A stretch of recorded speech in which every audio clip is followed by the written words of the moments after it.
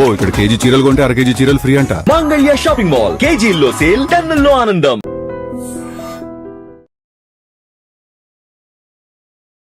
శ్రీలత గారు నమస్తే అండి. శ్రీలత గారు, డయాబెటీస్తో బాధపడే వాళ్ళు ఎటువంటి కూరగాయలు తీసుకోవాలి, ఎటువంటి కూరగాయలు తీసుకోకూడదు, ఓకే, అలాగే ఎటువంటి ఫ్రూట్స్ తీసుకోవాలి, ఎటువంటి ఫ్రూట్స్ జోలికి వెళ్లకుండా ఉంటే మంచిదంటారు? సో మంచి క్వశ్చన్ అడిగారు. సో డయాబెటీస్ ఎక్కువగా డిటెక్ట్ అయ్యేది సమ్మర్లో. సో చాలా మోతాదులో ఎక్కువగా మామిడి పళ్ళు తీసుకునే అలవాటు తెలుగు దేశాల్లో. సో 5 kgs 10 kgs కొనుక్కోవడం లేదా గంపల్లో వచ్చేయడం, మన ఫామ్ హౌస్లో ప్రొడ్యూస్ అయింది ఎక్కువ మోతాదులో తిన్నప్పుడు మనకి డయాబెటీస్ అనేది కనబడుతుంది, అప్పుడు డిటెక్ట్ అవుతుంది అనమాట. ఎవ్రీ సమ్మర్స్ మనకి కొత్త కొత్త డయాబెటీస్ అనేది డిటెక్ట్ చేస్తూ ఉంటాం అనమాట. సో మనకి ఒకటి గుర్తుపెట్టుకోవాల్సింది ఏంటంటే, మనకి పళ్ళు, కూరగాయలు, ఆకుకూరలు అనేవి ప్రొటెక్టివ్ ఫుడ్స్ అంటారు. ఓకే, ఇవి మన శరీరానికి కావాల్సిన వైటమిన్స్, మినరల్స్, ఫ్యాటీ ఫైబర్ని, తర్వాత యాంటీ ఆక్సిడెంట్స్ని ఇస్తాయి అన్నమాట. సో ఇవి మన శరీరానికి డిజీజ్ ఫైటింగ్ కెపాసిటీ, ఇమ్యూన్ సిస్టమ్ని బిల్డప్ చేయడానికి చాలా మంచిది. మన ఓవరాల్ హెల్త్కి, వెల్ బీయింగ్కి ఈ ప్రొటెక్టివ్ ఫుడ్స్ అనేవి చాలా ఇంపార్టెంట్. సో ఇది మనము డయాబెటీస్ వచ్చినప్పుడు మనం కొద్ది రకాల ఫుడ్స్ని తగ్గించడము, అలాగే కొద్ది రకాల ఫుడ్స్ని అవాయిడ్ చేయడం జరుగుతుందన్నమాట. సో ముందుగా మనకి డయాబెటీస్ ఉన్న వాళ్ళకి ఒక ఫస్ట్ క్వశ్చన్ ఉంటుంది, నేను బంగాళదుంప తినొచ్చా? సో బంగాళదుంప అనేది మన శరీరానికి మంచిది. అది మనము సరి అయిన పద్ధతిలో వండి సరి అయిన మోతాదులో తీసుకుంటే, లెట్స్ సే బంగాళదుంప ఉంది, వంకాయలు ఉన్నాయి, వంకాయల్లో మనము ఒక 2 బంగాళదుంపలు వేస్తే మనకి ఎటువంటి నష్టం ఉండదు. ఆ బంగాళదుంపని మనము కట్ చేసి ఉప్పు నీళ్ళల్లో వేసేసి నీట్గా అరగంట అయిన తర్వాత వాటిని పిండేసి మనం ఆయిల్లో వేసి ఫ్రై చేసామంటే మనకు దాంతో ఏమీ యూజ్ ఉంటుంది. అలా వేడివేడిగా అన్నంలో వేసుకొని తింటే వెంటనే షుగర్ పెరిగిపోతుంది అనమాట. ఓకే, బంగాళదుంపలో మనకి రెసిస్టెంట్ స్టార్చ్ అనేది ఉంటుంది. It is basically good for a diabetic. Okay, కాకపోతే ఆ బంగాళదుంపని మనం ఫ్రై చేసి వేడివేడిగా తిన్నప్పుడు రెసిస్టెంట్ స్టార్చ్ అనేది బ్రేక్ అయిపోతుంది, డైరెక్ట్ గ్లూకోజ్గా దొరుకుతుంది. అది తిన్న వెంటనే మన షుగర్ పెరిగిపోతుంది. సో ప్రతి డయాబెటిక్స్ ఇది గ్రహించుకోవాలి. ఇప్పుడు అందరికీ ట్రెండ్ ఏంటంటే బర్గర్స్తో పాటు ఫ్రెంచ్ ఫ్రైస్ ఇస్తుంటారు వేడివేడిగా, తర్వాత ఇంకా కొద్ది రకాల వేడివేడిగా మనకి ఫ్రెంచ్ ఫ్రైస్, చాలా రకాల ఫుడ్ ఐటమ్స్ని మనం పర్చేస్ చేసుకున్నప్పుడు యాడ్జెన్వెంటివ్గా ఇస్తారు, పక్కన సైడ్ డిష్గా ఇస్తుంటారు. సో వేడివేడిగా తినేస్తుంటాం మనం శాండ్విచెస్కి, వాటికి వీటికి. సో మనకి ఆ సింపుల్ గ్లూకోజ్ అనేది శరీరానికి త్వరగా దొరికిపోతుంది. సో అలా మన షుగర్స్ పెరుగుతాయి, ఇది మనం గ్రహించుకోవాలి. సో మనకి శాస్త్రాలు కూడా చెప్పడం ఏంటంటే, మనం ఏదైనా వంట చేసిన తర్వాత 45 నిమిషాల నుంచి గంట వరకు ఏది ముట్టుకోకూడదని మనకు ముందు నుంచి సాంప్రదాయంగా చెప్పిన మాట. వేడిగా మనము వడ్డించుకోవడం మనకి కాదు, గంట సేపు దాన్ని అలా వదలాలి. సో వాళ్ళు చెప్పేది ఏంటంటే, అందులో రెసిస్టెంట్ స్టార్చ్ డెవలప్ అయ్యేంత వరకు వెయిట్ చేయమని మనకు పెద్దవాళ్ళు చెప్పారనమాట. ఎప్పుడు పొగలున్నది మనం వడ్డించుకోం. సో అలాంటివి మనము కాన్సెప్ట్స్ని మనము క్యారీ ఫార్వర్డ్ చేసుకోవాలి, because every concept has a scientific explanation. Okay, so బంగాళదుంపతో అలా ఉంటుందన్నమాట.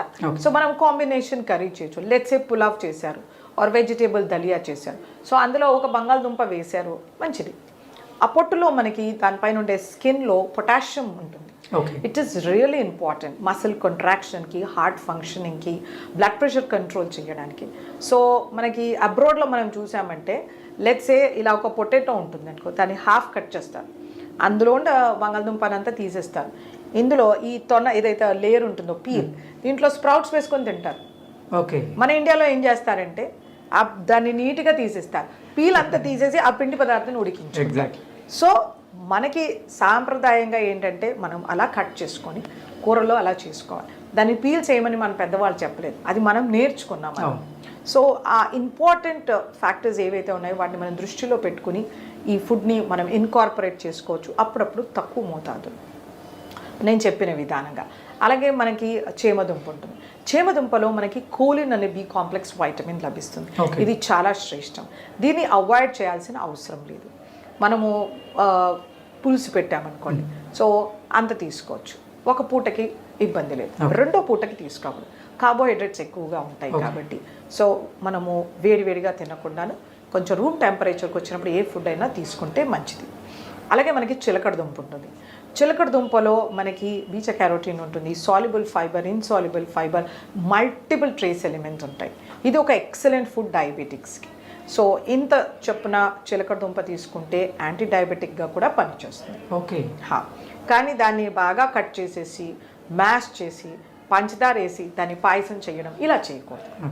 సో ఆ చిలకడ దుంప కానీ దాన్ని మోరంగడ్డ కానీ ఏదైతే అంటారో దీన్ని పీల్తో సహా తీసుకుంటే మనకు మంచి యాంటీ ఆక్సిడెంట్స్ లభిస్తాయి.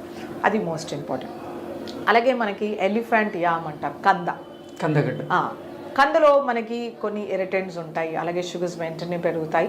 సో ఎప్పుడో ఒకసారి తింటే పర్వాలేదు. మళ్ళీ దాన్ని కంద చిప్స్ చేయడం కానీ లేకపోతే దాన్ని మసాలా కింద వేసుకోవడం కానీ కాకుండా కంద బచ్చలి చేయడం కానీ తక్కువ మోతాదులో వేసుకొని ఒక గరిట తీసుకుంటే పర్వాలేదు. సో ఇవన్నీ కంట్రోల్డ్ డయాబెటీస్ ఉన్నవాళ్ళు చేస్తే బాగుంటుంది. అన్కంట్రోల్డ్ డయాబెటీస్ ఉన్నవాళ్ళు వీటిని అవాయిడ్ చేస్తే బెటర్. ఓకే. అలాగే మనకి చాలా మందిలో అపోహ, క్యారెట్ స్వీట్గా ఉంటుంది నేను తినకూడదు, బీట్రూట్ స్వీట్గా ఉంటుంది నా షుగర్స్ పెరిగిపోతాయని. సో క్యారెట్ అనేది ఒక ఎక్సలెంట్ సాల్యుబుల్ ఫైబర్ సోర్స్. ఇందులో మనకి హెల్దీ షుగర్స్ ఉంటాయి. సో ఈ క్యారెట్ని మనము నమిలి తినేసరికి అందులో ఉండే షుగర్స్ డైజెస్ట్ అయిపోతాయి. అండ్ బీటా క్యారోటీన్ ఉంటుంది, క్యారోటీనాయిడ్స్ ఉంటాయి. ఇది మన గుండెకి, చర్మానికి, ఇమ్యూన్ సిస్టమ్కి, డైజెస్టివ్ సిస్టమ్కి, ప్యాంక్రియాటిక్ ఫంక్షన్కి ఎక్సలెంట్ మెడిసిన్. ఓకే. కాకపోతే ఇవేంటంటే కొన్ని రకాల న్యాచురల్ మెన్యూర్స్ వేస్తుంటారు, మన పిగ్ మెన్యూర్ అట్లాంటివి. సో జాగ్రత్తగా మనం వీటిని బాగా వాష్ చేసుకోవాలి. ఈ మూమెంట్స్లో రన్నింగ్ వాటర్లో లేదు సాల్ట్ వాటర్లో సోక్ చేసి బాగా రన్నింగ్ వాటర్లో కడగాలి. అలా చేసినప్పుడు పైన ఉన్న ఇన్ఫెక్షన్స్ ఏవైనా పోతాయి. లేకపోతే మనకు లివర్ ఫ్లూకి ఇలాంటి ప్రాబ్లమ్స్ వచ్చే ఛాన్సెస్ ఉంటుంది. ఇది ఒక్క విషయంలో మనం జాగ్రత్త పడాలన్నమాట. ఆ క్యారెట్ని మనము జ్యూస్ చేయడము, స్మూదీ చేయడం ఇలాంటివి చేయకూడదు. Most important thing. చాలా health care specialist, I don't say dieticians, వాళ్ళు స్మూదీస్ తీసుకోవాలని చెప్తుంటారు. That's a very bad thing. మీరు ఇన్స్టాగ్రామ్లో కానీ యూట్యూబ్లో కానీ చూడండి, ఏదైనా ఫుడ్ని మనం క్రష్ చేసి మ్యాష్ చేసి తీసుకుంటే వెంటనే షుగర్స్ పెరుగుతాయి. ఎగ్జాక్ట్. ఎందుకంటే గట్లో లిక్విడ్స్ అనేది 1 అవర్లో అబ్జర్వ్ అయిపోతుంది. So that's a very bad way of eating. పళ్ళు దేవుడు ఇచ్చాడు, మనం బాగా చేసి తీసుకుంటే అందులో ఉన్న క్యాలరీస్ ఖర్చు అయిపోతాయి. They become a 0 calorie food or a negative calorie food with loads of nutrients. అది మనం దృష్టిలో పెట్టుకోవాలి. అలాగే బీట్రూట్లో కూడా మనకి మంచి వైటమిన్స్, మినరల్స్, యాంటీ ఆక్సిడెంట్స్ ఉంటాయి. వీటిలో యాంథోసియానిన్స్ అనే పిగ్మెంట్స్ ఉంటాయి. ఇవి కూడా మన ప్యాంక్రియాస్కి చాలా మేలు చేస్తాయి. ఇవి మన డిజీజ్ నుంచి ప్రొటెక్ట్ చేస్తాయి అన్నమాట. మన బ్లడ్ వెజల్స్ని డైలేట్ చేస్తాయి. మనకి కొద్ది డిజీజెస్లో ఇలా కన్స్ట్రిక్ట్ అయిపోతాయి. అది hypertension, heart failure, vascular ప్రాబ్లమ్స్లో ఇక్కడి నుంచి బ్లడ్ వెళ్ళాల్సింది ఇలా కన్స్ట్రిక్ట్ అవుతుంది. సో బ్లడ్ ప్రెషర్స్ పెరగవచ్చు, మనకి రకరకాల ఇబ్బంది అవుతుంది. సో బీట్రూట్కి ఒక కెపాసిటీ ఏంటంటే వాసోడైలేషన్, ఆ బ్లడ్ని ఈజీగా పంపించే కెపాసిటీ. ఓకే. సో దీన్ని రాగా తీసుకోవాలి. సన్నగా కట్ చేసి సాలడ్లో కలుపుకోవచ్చు, లేదా స్లైస్ చేసి అలాగే తీసుకోవచ్చు, లేదా నిమ్మ పులుపు వేసి తీసుకోవచ్చు.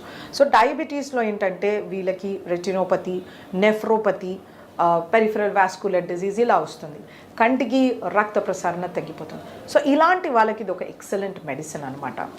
సో కాకపోతే ఆ బీట్రూట్ని సన్నగా తరిగేసి నెయ్యిలో వేయించి పాలేసి షుగర్ వేసి కీర్ హల్వా చేస్తా, ఇలా చేయకూడదు. ఓకే. కావాలంటే బీట్రూట్ని పెద్ద ముక్కలుగా కట్ చేసి బాయిల్ చేసి సీజన్ చేసి దాన్ని తీసుకోవచ్చు, లేదా ఫ్రెష్ వెజిటేబుల్ సాలడ్గా తీసుకోవచ్చు. సో కనీసం అంత బీట్రూట్ కానీ అంత క్యారెట్ తీసుకుంటే డయాబెటిక్స్కి ఎటువంటి నష్టం ఉండదు కనుక హెల్త్ బెనిఫిట్స్ కూడా చాలా ఉంటాయి అన్నమాట. సో ఇలా దుంపలతో మనకి కొంచెం తీసుకోవాలి వద్దు అని ఉంటుంది. అలాగే రాడిష్ అనేది ఒక ఎక్సలెంట్ రూట్ వెజిటేబుల్. ఇదంతా వాటర్ ఉంటుంది, antioxidants, vitamins, minerals. So diabetics హ్యాపీగా తీసుకోవచ్చు. అలాగే మనకి నూల్ కాల్ అని ఉంటుంది, దాన్ని షల్జమ్ అంటారు, ఘాట్ గోబీ, ఇలాంటివి టర్నిప్స్ కానీ ఇవన్నీ వాటర్ రూట్ వెజిటేబుల్. సో వీటికన్నిటికీ మంచి anti oxidant properties. So diabetics ఇవన్నీ సేఫ్గా తీసుకోవచ్చు అనమాట. సో ఇలా మనము కూరగాయలు ప్రతి ఒక్క దానికి ఒక సిగ్నిఫికెన్స్ ఉంటుంది. ప్రతిరోజు అరకిలో కూరగాయ తీసుకోవాల్సిందే. ఓకే. సో సాలడ్స్ కాకుండా వండిన కూర అరకిలో ఉండాలి, సాలడ్స్ ఒక అరకిలో ఉండాలి. ఇలా చూసుకుంటే మన డయాబెటిక్స్ చాలా కంట్రోల్లో ఉంటుంది. మన కాన్స్టిపేషన్ ప్రాబ్లం ఉండదు, కొలెస్ట్రాల్ ట్రైగ్లిజరైడ్స్ ప్రాబ్లం ఉండదు, విజన్ ప్రాబ్లమ్స్ ఉండవు, ఇమ్యూనిటీ కానీ ఇన్ఫెక్షన్స్ కూడా ఉండవు అనమాట. సో ఆకుకూరలు అనేది చాలా ఇంపార్టెంట్. వీటిలో వైటమిన్స్, మినరల్స్ ఉంటాయి, యాంటీ ఆక్సిడెంట్స్ ఉంటాయి, zinc, selenium, copper, which is really important. Okay, ఈ డయాబెటీస్ పేషెంట్స్ ఆకుకూరలు అన్నీ తీసుకోవచ్చు? అన్ని ఆకుకూరలు తీసుకోవచ్చు. డయాబెటీస్లో ఆకుకూరకి కాంట్రా ఇండికేషన్ ఉండదు. వాళ్ళకి నేను ఇంతకుముందు చెప్పినట్టు రెటినోపతి రావచ్చు, అలాగే స్కిన్ ఇన్ఫెక్షన్స్ వస్తుంటాయి అన్నమాట. సో ఇవన్నీ మనం కాంబ్యాక్ చేయాలంటే ప్రతిరోజు ఆకుకూర ఉండాలి. మనకి ట్రెడిషనల్ మీల్ చూసుకుంటే కనుక మనకి పుదీనా పచ్చడి కానీ, కొత్తిమీర, గోంగూర ఇవి ఖచ్చితంగా మన ప్లేట్లో ఉంటాయి. సో దానికి కారణం ఉంది, మనం అవన్నీ మిస్ చేసేసాం. మనం కెచప్, సాసెస్, చీజ్తో రీప్లేస్ చేసాం. సో మనం we step back to our traditional food. మన పెద్దవాళ్ళు తిన్నట్టుగా మనం తీసుకుంటే మనకు డయాబెటీస్ ఉంటుంది. సో ఇవి చాలా మంచి ప్రాపర్టీస్ ఉంటాయి. వీటిలో ఐరన్ కంటెంట్ ఎక్కువ, ఫైబర్ చాలా బాగుంటుంది, anti oxidant, zinc, selenium, manganese, magnesium ఎక్సలెంట్గా ఉంటాయి. మనకు కూరగాయల్లో దొరకనివి 30-50 ఫోల్డ్స్, అంటే 50 ఇంతలో ఎక్కువగా దొరుకుతుంది ఈ ఆకుకూరల్లో న్యూట్రిషన్. సో వీటిని ప్రతిరోజు మన ఆహారంలో చేర్చుకోవాలి. డయాబెటీస్తో సఫర్ అయ్యేవాళ్ళు కొంచెం పుదీనాని పేస్ట్ చేసి మజ్జిగలో కలిపి అలా తీసుకోవచ్చు, లేదా కొత్తిమీర పేస్ట్ చేసి తీసుకోవచ్చు, సాలడ్స్లో ట్రిమ్ చేసి వేసుకోవచ్చు, చపాతీ పిండిలో మ్యాష్ చేసి వేసుకోవచ్చు, ఇలా రకరకాలుగా చేసుకోవచ్చు. బట్ తీసుకోవాలి, మోస్ట్ ఇంపార్టెంట్. ఆకుకూరలు అనేది చాలా ఇంపార్టెంట్. ఫ్రూట్స్ మనకి ఇలాగే vitamins, minerals, fibre, soluble, insoluble fibre, moisture అన్నీ ఇస్తాయి. కాకపోతే కొన్ని రకాల ఫ్రూట్స్లో షుగర్ కంటెంట్ ఎక్కువగా ఉంటుంది, ఫ్రక్టోస్. వీటిని జాగ్రత్తగా తీసుకోవాలి. డయాబెటీస్ వచ్చింది ఫ్రూట్స్ మానేయాలని ఏమీ లేదు. డయాబెటీస్ వచ్చింది అన్కంట్రోల్లో ఉంటుంది, ఫ్రూట్స్ మానేయాల్సి ఉంటుంది. ఓకే, సో మన డయాబెటీస్ గుడ్ కంట్రోల్ 180-140 ఉంటుంది. సో రోజుకు ఇంత ఫ్రూట్ తీసుకోవచ్చు, ఒక టెన్నిస్ బాల్ అంత ఫ్రూట్ ఖచ్చితంగా తీసుకోవచ్చు. తీపిగా ఉండేవి మామిడి, పనస, సపోటా, సీతాఫలం, అరటిపండు ఇలాంటివి తక్కువ మోతాదులో తీసుకోవాల్సి ఉంటుంది. అవి సీజన్లో వచ్చినప్పుడు, ఇప్పుడు సీతాఫల సీజన్ వస్తుంది, అంత సీతాఫలము మంత్లీ ఒక 2 to 3 టైమ్స్ తీసుకోవచ్చు. ఇంట్లో తెచ్చేసారని పెద్ద సీతాఫలం తిన్నారంటే షుగర్స్ పెరిగిపోతాయి. సీతాఫలంలో ఐరన్, కాపర్, మ్యాంగనీస్, మెగ్నీషియం లభిస్తుంది. Excellent fruit. కానీ డయాబెటిక్స్ లిమిటెడ్గా తీసుకోవాలి. ఒకవేళ ఎక్కువ తీసుకోవాలంటే కొంచెం పండు ఎక్కువ తీసుకోవాలి, ఎక్కువ క్యాలరీస్ ఖర్చు చేయాల్సి ఉంటుంది, దాన్ని సబ్సైడ్ చేసేంత ఫైబర్ తీసుకోవాల్సి ఉంటుంది. ఓకే, అలాంటివి చేయాల్సి ఉంటుంది అనమాట. సో అంత వాళ్ళు చేయలేరు కాబట్టి జాగ్రత్తగా అంత పండు సర్దుకోవాలి. అలాగే మామిడి పండు కానీ, సపోటా కానీ, సో సాధ్యమైనంత వరకు వాటి పీల్తో తీసుకోవాలి. Sapota with peel, mango with peel. పండు ఎక్కువగా స్వీట్ అయి ఓవర్ మెచ్యూర్ అవ్వకూడదు, పండు దూరగా ఉండాలి. ఇలా ముట్టుకుంటే సొట్టపడిందంటే షుగర్స్ వెంటనే పెరుగుతాయి. సో మగ్గడం అంటారు కదా, సరిగ్గా మగ్గి ఉండాలి పండు, దూరగా పండు ఉండాలి. జామకాయ ఉంటుంది, గ్రీన్ కలర్లో ఉండాలి. చాలామందికి అది గట్టిగా తినడం ఇష్టం ఉండదు, ఎల్లో కలర్లో ఉండే జామకాయ తింటారు, అందులో వైటమిన్ సి లేదు, ఎగ్జాస్ట్ అయిపోతుంది. ఫ్రూట్ ఓవర్ మెచ్యూర్ అయ్యి ఎక్కువ షుగర్స్ ప్రొడ్యూస్ అవుతాయి. సో ఇలాంటివి జాగ్రత్త తీసుకోవాలి. ఫ్రూట్స్ అనేవి ఫ్రెష్గా ఉండాలి, సీజనల్గా ఉండాలి, లోకల్గా దొరకాలి. ఇవి జాగ్రత్తగా గుర్తుపెట్టుకొని తీసుకోవాల్సి ఉంటుంది అనమాట. సో తీపి పళ్ళు తక్కువ మోతాదులో అప్పుడప్పుడు సీజన్లో వచ్చినప్పుడు.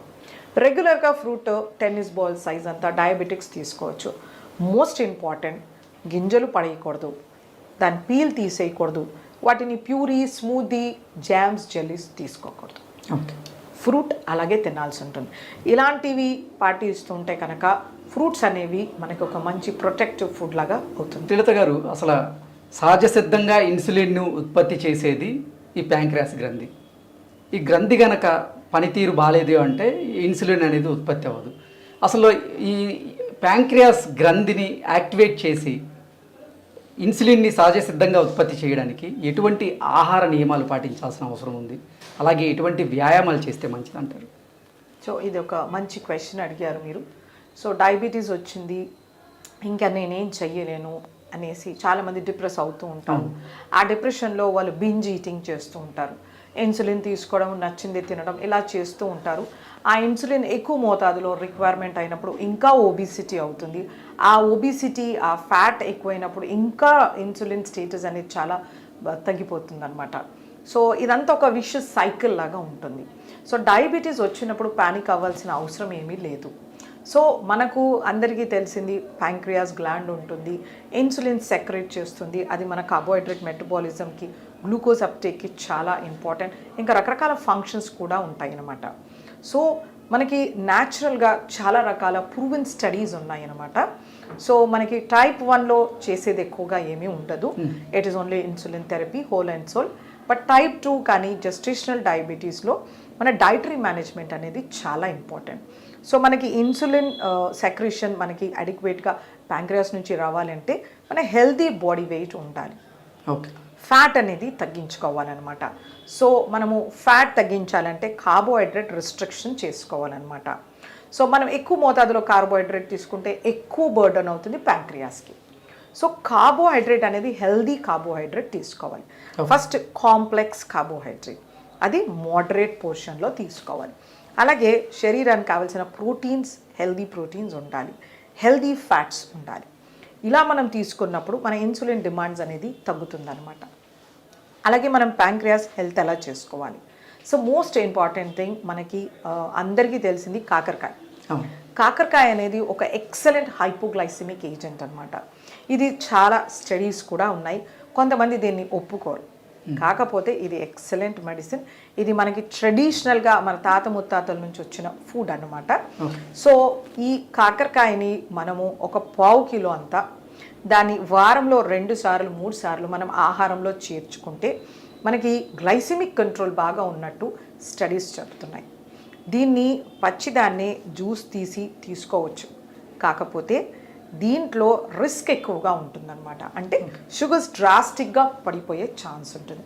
అందుచేతనే మనం యూజువల్గా పాటించేది ఎప్పుడో నెలకు 1-2 సార్లు బదులు వారంలో 2-3 సార్లు దీన్ని మనం హ్యాబిట్ చేసుకుంటే కనుక మన బీటా సెల్స్ బాగా ఎనర్జైజ్ అయ్యి అది ఇన్సులిన్ ప్రొడ్యూస్ చేస్తున్నట్టు మనకి పరిశోధనలు తెలుపుతున్నాయి. ఒకవేళ మీరు తీసుకోగలిగితే దాన్ని 1 టేబుల్ స్పూన్ ఎవ్రీడే తీసుకోవచ్చు. బట్ ఒక డైటిషియన్ గైడెన్స్లో మీకు ఒక మంచి స్టిపులేటెడ్ ఫార్మాట్ డైట్ ఇచ్చినప్పుడు అది ఫాలో చేస్తూ తీసుకోవాలి. ఆ గ్లైసెమిక్ వేరియబిలిటీ అనేది మేము అర్థం చేసుకోవాల్సి ఉంటుంది. సో అది ఫస్ట్ మోస్ట్ ఇంపార్టెంట్.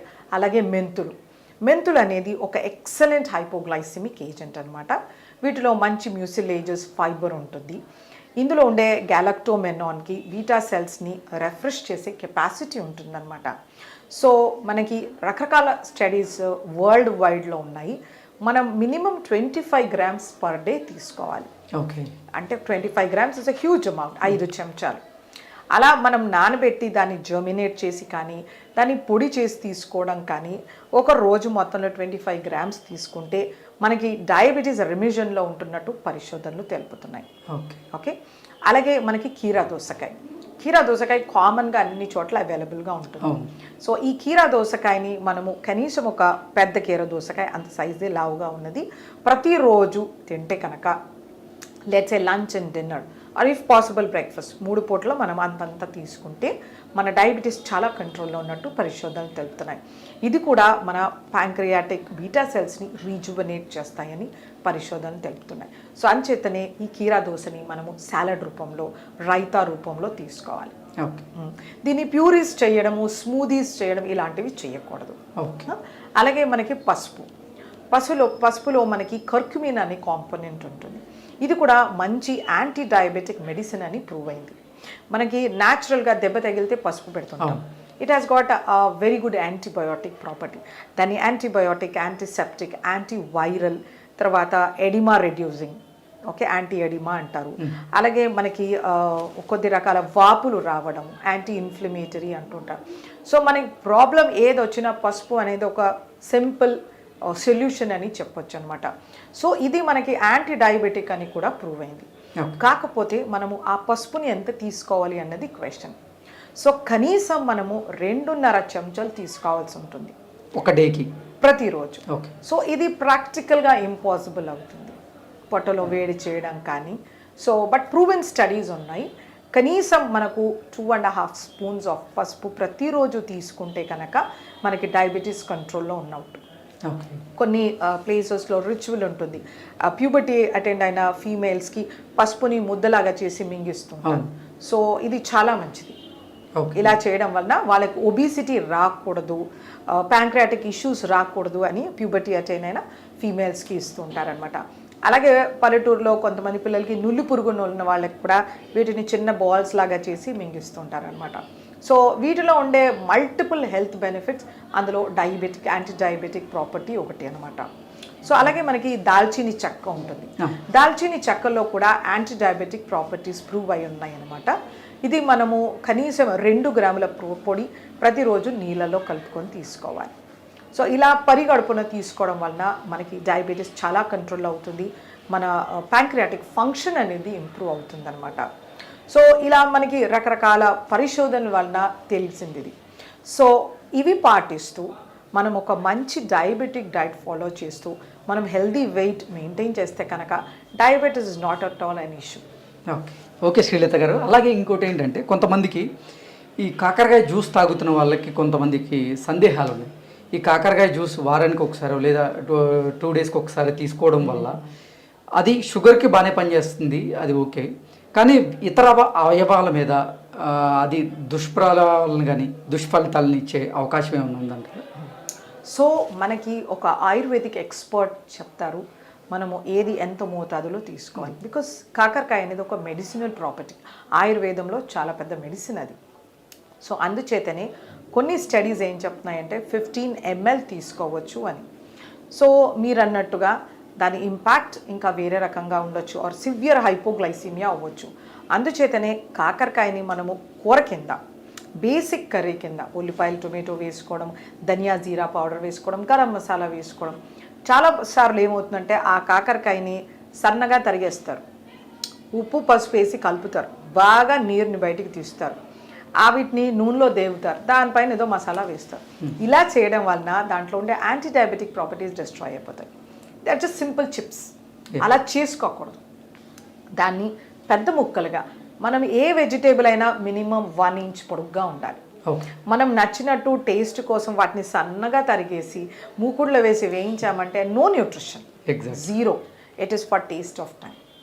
మనం అందరూ ఫీమేల్ పాపులేషన్, ఆడవాళ్ళందరూ గ్రహించుకోవాలి ఇది. చాలాసార్లు వాళ్ళు రాత్రి వాటిని పెరుగులో నానేస్తారు, దాన్ని గట్టిగా పిండేస్తారు, వాటిని వేయిస్తారు, కూర చేస్తుంటారు. ఇలా చేస్తే మనకి మెడిసినల్ ప్రాపర్టీస్ లేవు. కాకరకాయని ఎడ్జ్ టు ఎడ్జ్ ట్రిమ్ చేసి వాటిని పైన ఉన్న తొన కూడా తీయాల్సిన అవసరం లేదు, అది మనం డైజెస్ట్ చేసుకోగలుగుతాం. వాటిని నీట్గా క్లీన్ చేసేస్తారు, స్క్రేప్ చేసేసి దాని లోపల ఉన్న సీడ్స్ అన్నీ తీసేస్తారు. ఆ సీడ్స్లో మంచి యాంటీ డయాబెటిక్ ప్రాపర్టీస్ ఉంటాయి. సో దాని పీల్తో సహా, సీడ్స్తో సహా మినిమం 1 ఇంచ్ సైజులో దాన్ని చాప్ చేసి దాన్ని కొద్ది వాటర్లో బాయిల్ చేసి సాటే చేసుకోవచ్చు. ఉల్లిపాయ టొమాటో కర్రీలో వేసుకోవచ్చు. మనం ఏదైనా రెసిపీ చేసుకోవచ్చు. బట్ ఎక్కువ high heat, dry heat, oil fry ఇలాంటివి చేయకూడదు. అలా చేసినప్పుడు మన డయాబెటిక్ ప్రాపర్టీస్ ఉండవండి, ఓన్లీ టేస్ట్ ఉంటుంది. సో ఇది ప్రతి ఒక్క ఆడవాళ్ళు గ్రహించుకోవాల్సింది. ఎందుకంటే వాళ్ళు చేసే ఫుడ్ అది మెడిసిన్ అవుతుంది. అది మన ఇండియన్ ఆయుర్వేదాలో మన వంటశాల అనేది it is equal to a pharmacy, వైద్యశాల. పాకశాల అంటే వైద్యశాల, కానీ ఆడవాళ్ళు దాన్ని పాయిజన్ లాగా చేసేస్తున్నారు. సో అలా చెయ్యకూడదు. It is my sincere request for all the ladies. Okay, అంటే వేరే అవయవాల మీద దుష్ప్రభావం చూపించే అవకాశం అయితే లేదంటారు? లేదు, బట్ మైల్డ్ సైడ్ ఎఫెక్ట్స్ అయితే ఉంటాయి. ఓకే, నాసియా రావడం కానీ, పొట్టలో తిప్పినట్టు అవ్వడం కానీ, అంతేగాని ఏ అవయవాలు డ్యామేజ్ అయితే అవ్వదు. ఎందుకంటే it is a medicine. Yes, it is a medicine. మనము దాన్ని రాగా తీసుకున్నప్పుడు కొంచెం సైడ్ ఎఫెక్ట్స్ ఉంటాయి, పొట్టలో మంట రావడం కానీ, ఇరిటేషన్ అలా ఉండొచ్చు. తప్పితే it is never a poison, it is a healthy vegetable. డయాబెటీస్లో చాలా రకాలు ఉన్నాయి. కొంతమందికి అన్ని రకాలు ఉన్నాయని కూడా అవగాహన లేదు అసలు ఈ మధ్యకాలంలో. అందరికీ ఏంటంటే టైప్ 1 డయాబెటీస్, టైప్ 2 డయాబెటీస్ గురించి తెలుసు. అసలు ఓవరాల్ డయాబెటీస్లో ఎన్ని రకాలు ఉన్నాయి? ఈ టైప్ 1, టైప్ 2 డయాబెటీస్ రావడానికి గల ప్రధాన కారణం ఏంటి? సో మంచి క్వశ్చన్ అడిగారు. సో డయాబెటీస్ మనకి అందరికీ తెలిసింది టైప్ 1 డయాబెటీస్ మెలైటిస్. అంటే ఇది ఇన్సులిన్ డిపెండెంట్ డయాబెటీస్ మెలైటిస్ అంటారు. ఇది యూజువల్గా మనం చిన్నపిల్లల్లో చూస్తాము. అంటే మన ప్యాంక్రియాస్ ఆటో ఇమ్యూన్గా అటాక్ అయిపోతుందన్నమాట. అంటే మన సెల్స్, మన టీ సెల్స్ వాటిని అటాక్ చేసి డెస్ట్రాయ్ చేస్తాయి అన్నమాట. సో మనకి కొద్ది మోతాదులో కూడా ప్యాంక్రియాస్లో ఇన్సులిన్ సెక్రెట్ అవ్వదు. ఇది ఒక హార్మోన్ అనమాట, మన గ్లూకోజ్ని అప్టేక్ చేసుకునేది. సో అది కంప్లీట్గా డ్యామేజ్ అవుతుంది. సో వాళ్ళకి బయట నుంచి ఎగ్జోజీనస్ ఇన్సులిన్ అవసరం ఉంటుంది. ఎగ్జోజీనస్ అంటారు, మనం ప్రొడ్యూస్ చేసే ఎండోజీనస్ ప్రొడక్షన్ అంటారు. సో బయట నుంచి వాళ్ళ లైఫ్ లాంగ్ ఇన్సులిన్ తీసుకోవాల్సి ఉంటుంది. ఇది కొంచెము కాంప్లికేటెడ్ అనమాట. వాళ్ళు ఎప్పుడైనా షుగర్స్ ఫ్లక్చువేట్ అవ్వచ్చు, హైపర్లోకి వెళ్ళిపోవచ్చు, హైపోలోకి వెళ్ళిపోవచ్చు. సో వాళ్ళకి మేనేజ్మెంట్ అనేది ఇన్సులినే ఉంటుంది. చాలా కష్టం, ఇది చిన్నపిల్లల్లో వస్తుంది. బట్ మేనేజింగ్ అనేది కొంచెం జాగ్రత్తగా ఉండాలి, కీన్ఫుల్ వాచ్. అలాగే మనకి టైప్ 2 డయాబెటీస్. ఇది టైప్ 2 డయాబెటీస్, ఇది non insulin dependent diabetes mellitus అంటారు. దీనికి మనకి ప్యాంక్రియాస్ ఫంక్షనింగ్ ఇంకా రీటైన్ అయి ఉంటుంది, బట్ ఇన్సులిన్ అడిక్వేట్గా మనకి సెక్రీషన్ అవ్వదు. ఇన్సులిన్ రెసిస్టెన్స్ అనేది ఉంటుందన్నమాట. సో అందుచేతనే మనకి కావాల్సిన మోతాదులో ఇన్సులిన్ సెక్రీట్ అవ్వనప్పుడు మనకు కొద్ది రకాల డ్రగ్స్ ఉంటాయి. ఆ డ్రగ్స్తో మనకి SLG2 అనేసి ఈ డ్రగ్స్తో మనకి ఇన్సులిన్ ప్రొడక్షన్ అవుతుందన్నమాట. వీళ్ళలో కొన్నిసార్లు ఇన్సులిన్ అవసరం కూడా అవుతుంది. ఇన్సులిన్ థెరపీ బయట నుంచి ఎగ్జోజీనస్ ఆర్ కాంబినేషన్, ఒకసారి మెట్ఫార్మిన్, SLGT2 ఇవి సరిపోతాయి, లేదా ఈ డ్రగ్స్తో పాటు ఇన్సులిన్ కూడా అవసరం అవుతుందన్నమాట. అలాగే మనకి లాడా అని ఉంటుంది, latent onset of diabetes, auto immune అనమాట ఇది. ఇందులో ఏంటంటే ఒక 6 months వరకు మనకి ఇన్సులిన్ బయట నుంచి అవసరం ఉండదు, but again auto immune system అనమాట, అది అటాక్ చేస్తుంది. కొద్ది రోజులు మనము డ్రగ్స్తో మేనేజ్ చేసుకుని 6 months వరకు, తర్వాత నుంచి ఖచ్చితంగా ఇన్సులిన్ అవసరం అవుతుంది. అలాగే మనకి జెస్టేషనల్ డయాబెటీస్ మెలైటిస్ ఉంటుంది. అంటే మనకి 2nd trimesters ఆఫ్ ప్రెగ్నెన్సీలో మనకి షుగర్స్ పెరిగే ఛాన్స్ ఉంటుందన్నమాట, ఆఫ్టర్ 22 weeks అట్లా. సో మనం అది రూల్ అవుట్ చేసుకుని వాళ్ళ షుగర్స్ని కంట్రోల్లో పెట్టుకోవాలి. And it is very important. లేకపోతే బేబీ చాలా పెద్దగా పోవడం కానీ, అండర్ నరిష్ కానీ, రకరకాల ఇబ్బందులు అవుతాయి, ఫీటల్ ఇష్యూస్ స్టాండ్ అవుతాయి. సో ఆ జెస్టేషనల్ డయాబెటీస్ని కంట్రోల్లో పెట్టుకోవడం చాలా ఇంపార్టెంట్. అలాగే మనకి మెచ్యూరిటీ ఆన్సెట్ డయాబెటీస్ అని ఉంటుంది, మాల్న్యూట్రిషన్ రిలేటెడ్ డయాబెటీస్ అని, ఇలా రకరకాలుగా మనకి డయాబెటీస్ అని ఉంటుందన్నమాట. సో మనకి డయాబెటీస్ వచ్చింది అన్నప్పుడు మనకి కారణం ఏదైనా ఉండొచ్చు. అది జెనెటిక్స్ వలన రావచ్చు, లైఫ్ స్టైల్ ఇంపైర్మెంట్ వల్ల రావచ్చు, ఆర్ ఎక్కువ మన అన్హెల్దీ ఫాల్టరీ డైటరీ హ్యాబిట్స్ ఉండొచ్చు, స్ట్రెస్ ఇండ్యూస్ కానీ, లేకపోతే మనకి డిజీజ్ ఇండ్యూస్డ్, ప్యాంక్రటైటిస్ ఇండ్యూస్ కానీ, ఇథనాల్ ఇండ్యూస్ కానీ, లేకపోతే డ్రగ్ ఇండ్యూస్ కానీ, ఇలా ఏవైనా రకరకాల ప్రాబ్లమ్స్ వలన మనకి రావచ్చు. మనము కొన్ని సూత్రాలని పాటించుకోవాలి డయాబెటీస్ వచ్చినప్పుడు. ఫస్ట్, మనం ఒక హెల్దీ డయాబెటిక్ డైట్ తీసుకోవాలి. సెకండ్, మంచి ఫిజికల్ యాక్టివిటీతో మన బాడీలో ఉన్న ఎక్సెస్ ఫ్యాట్ని రెడ్యూస్ చేయాలి. అలా చేసినప్పుడు మన బీటా సెల్ ఇంప్రూవ్ అవుతుందన్నమాట. సో మన ఇన్సులిన్ సెక్రెషన్ పెరుగుతుంది. సో అదొకటి గుర్తుపెట్టుకోవాలి, హెల్దీ వెయిట్. అలాగే స్ట్రెస్ మేనేజ్మెంట్, మనం మెడిటేషన్ చేయడం కానీ, లేకపోతే మైండ్ కామింగ్ టెక్నిక్స్, యోగా చేయడం కానీ ఖచ్చితంగా పాటిస్తూ ఉండాలన్నమాట. So physical activity, mind coming techniques, diet, ఇవి చేస్తే కనుక మన డయాబెటీస్ అనేది కంట్రోల్లో ఉంటుంది. బట్ టైప్ 1లో ఏంటంటే వెయిట్ గెయిన్ అవ్వకూడదు, ఇన్సులిన్ థెరపీని కరెక్ట్గా ఫాలో అవ్వాల్సి ఉంటుంది అనమాట. ఇది మోస్ట్ ఇంపార్టెంట్. అది వాళ్ళకి రెమిషన్ అనేది ఉండదు. టైప్ 2లో, జెస్టేషనల్ డయాబెటీస్లో, ఇంకా ఎటువంటి డయాబెటీస్లో అయినా కంట్రోల్ అనేది ఉంటుందన్నమాట. ఒక పాయింట్ ఆఫ్ టైం రివర్సల్ అవుతుందని కూడా స్టడీస్ చెప్తున్నాయి. ఓకే శ్రీలత గారు, ధన్యవాదాలు.